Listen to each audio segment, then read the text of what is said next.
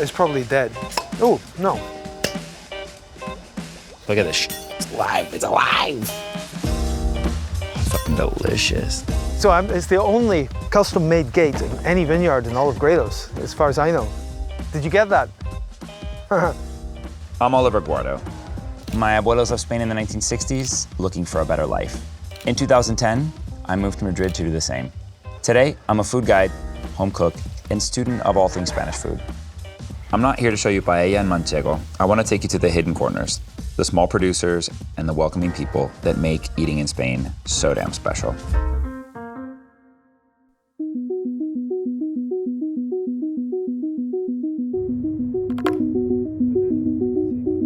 Today, we're visiting the village of El Tiemblo, located here in La Sierra de Gredos, a small mountain range about an hour west of Madrid. It's wine country, though you wouldn't necessarily know it. Most of the vineyards here are small plots that have been with families for generations. And then there's Fabio, a small local producer raised by Italian parents in Scotland who found his way to Gredos sort of by accident. Because I had an office job, a very nice office job at the time. It was like a translating, but you know, it was so boring. And I just couldn't face the rest of my life living like that, even though it was a good salary and a nice atmosphere, you know. So I started looking for a hobby at the weekends. So I wanted something interesting and productive. And I could have chosen lots of things, you know, but I decided to dip my toe into the wine because I like wine. And, okay, so there was an interest there. There was an interest, you know. I liked wine, you know, and I came from Italy, and we drank wine at home, and so it was always around me, you know. So I did that, you know. First year, I found an old geezer who needed help in his vineyard. He was close to retirement. So I went out once a week at the weekends to help him, and he taught me how to prune. And then I really enjoyed that year. It was great, you know. And as my reward or payment for helping him during the year, he gave me 200 kilos of grapes. So I made 200 bottles of wine, more or less, by borrowing stuff, you know, pressed it, put it in a stainless steel tank, then we bottled it up. And it was beautiful. It was really nice. But you had no idea, like, you were making natural wine, or? No idea. Okay. It was just the way I did it, you know. After a few years experimenting on his own, in 2009, Fabio decided to start a blog. Just a diary of what he was doing in his vineyards. And one day, his phone rang. So I got this phone call from an American gentleman who wanted to come out and taste my wine and see my winery and see my vineyards. And I thought, oh man, this is enoturismo. This is like wine tourism. Oh my God, this is how embarrassing. This had never happened to me. Oh, you weren't like excited by this? I was a bit excited, but I was worried because, you know, my winery, inverted commas, was an ex-stable where they kept cows. And it was disgusting. And so he's tasting this wine. I ran and said, oh, wow, this is nice, I like that. So I'd like to buy some.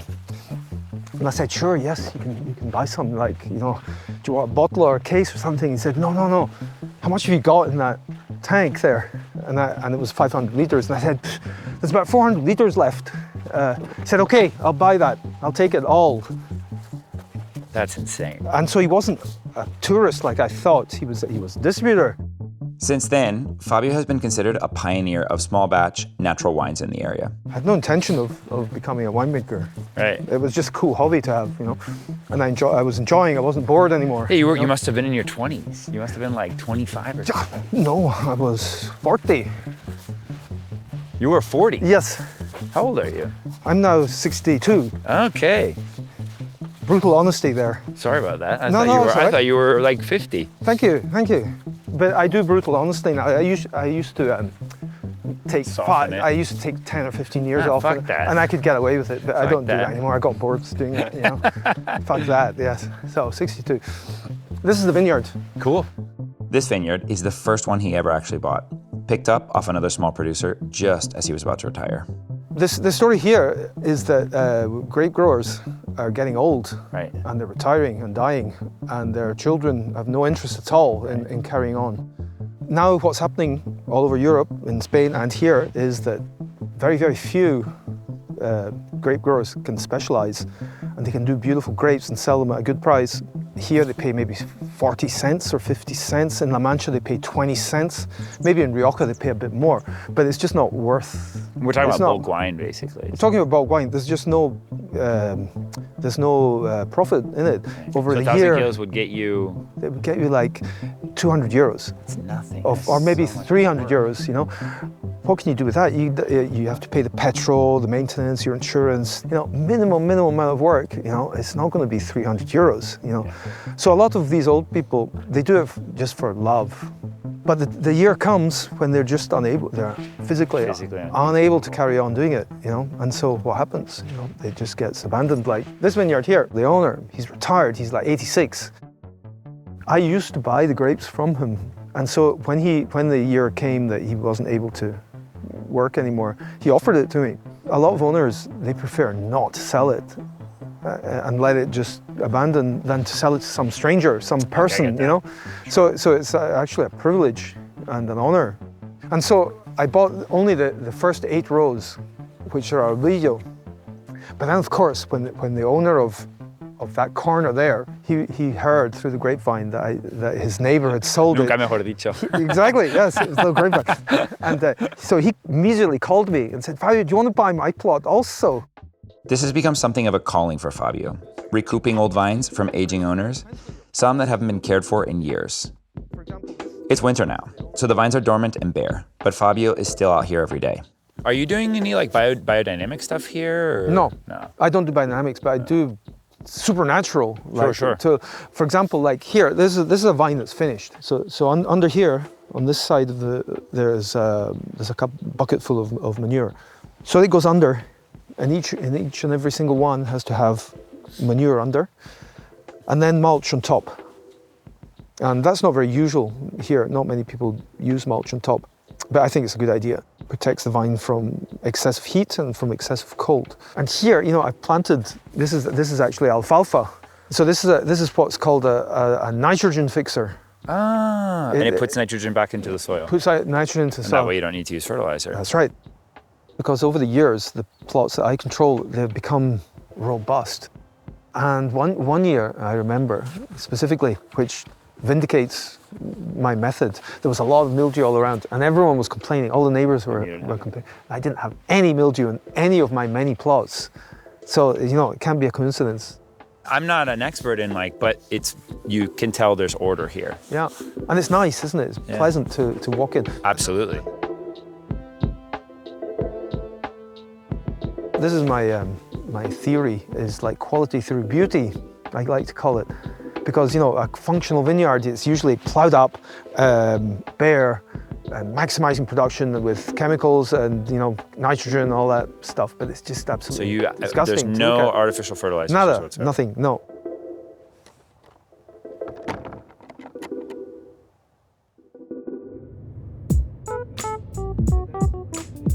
Back in town, Fabio makes his wines here, the bodega.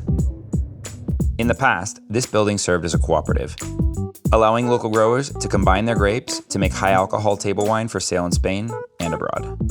A single one of these storage tanks holds more than Fabio makes in an entire year. Today, we're tasting to see how these year's wines are coming along.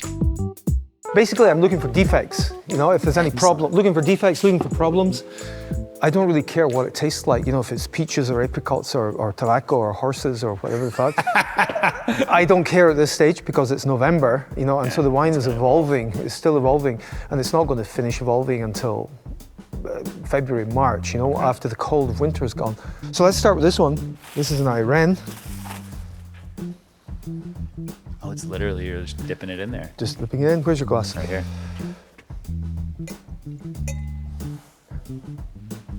What's the alcohol at right now? Quite low. The alcohol, I haven't had it analyzed. It's probably 13. So there's nothing wrong with that. You don't notice anything where you're like, no. You it tastes quite good. You know, so now it's drinkable, but you know, it's not very pleasant. You know, it's flat, I guess. Right? It's flat. You know, it's not much fruit, not much nada. You know. So let's move on to this one. This is Chasselas Doré, and there's a bit of Albillo mixed in there because it's mixed in the vineyard. You know, 10% maybe. I like the name then. Doris, coming from Doré. Exactly, Doris Doré, Airene from Airene. And then Alba, Albillo. So that's my three women. Right, let's do the Albillo, the Alba. And here I'm going to take a bit from each tank because they're all slightly different and they're going to be blended in the end, you know.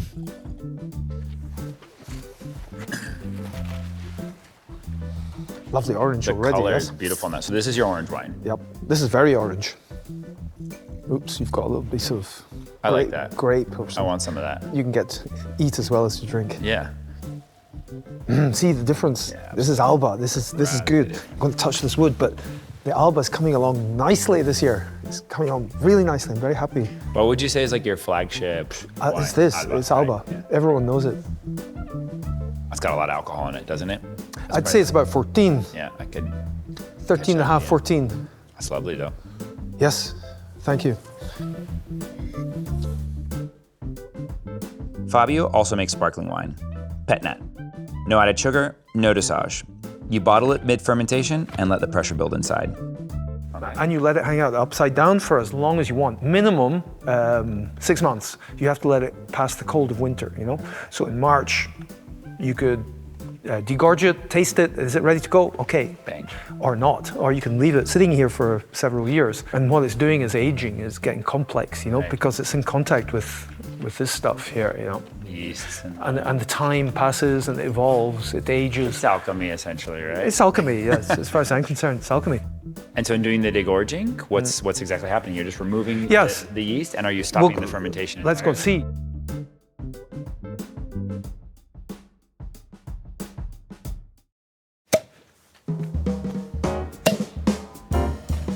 Oh, here we go. We're going to degorge.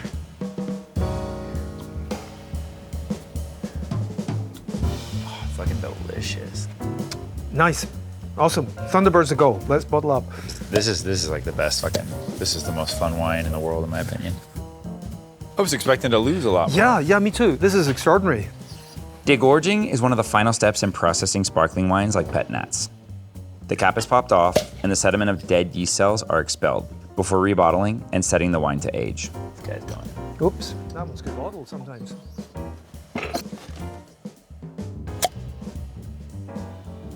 Alegría. Alegría. Look at this shit. It's live. It's alive. Fabio's also got an experimental Petnat that he's working on from elderflowers. Let's see what's left, if it's alive or not. It's probably dead, but... Oh, no.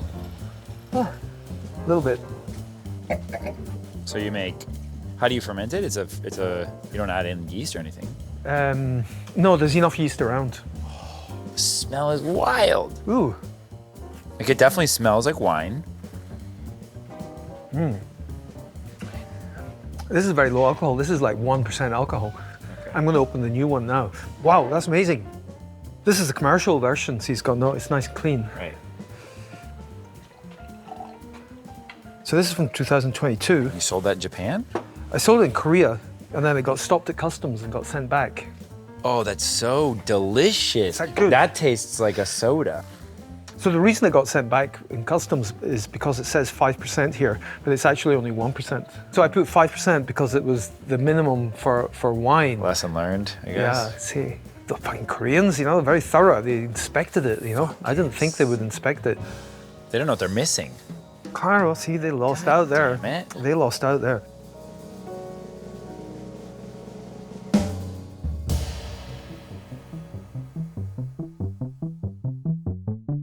My criteria now for making wines is my personal taste. You know, it used to be what the market would like, or maybe Gredos, you know, it's traditional to make Garnacha and shit. But no, you know, I make what I like because it comes out better, it comes out beautiful. Because just subconsciously, I guess, I put in a lot more effort and more love, Right. more care, you know? And so my sparklings and my oranges and my whites, they come out beautiful. Yeah. Whereas my tintos, they come out good, regular, all right, you know, you can drink them, but there's no love there, you know, if I'm honest. So if you like the video, please like and subscribe to the channel. We've got plenty more mini docs coming up. We also have a series of recipes, interviews with chefs from around Spain, and lots of more content about Spanish food on the way. No te lo pierdas. Gracias y que aproveche. Qué bien. Awesome. This is good. Puta madre.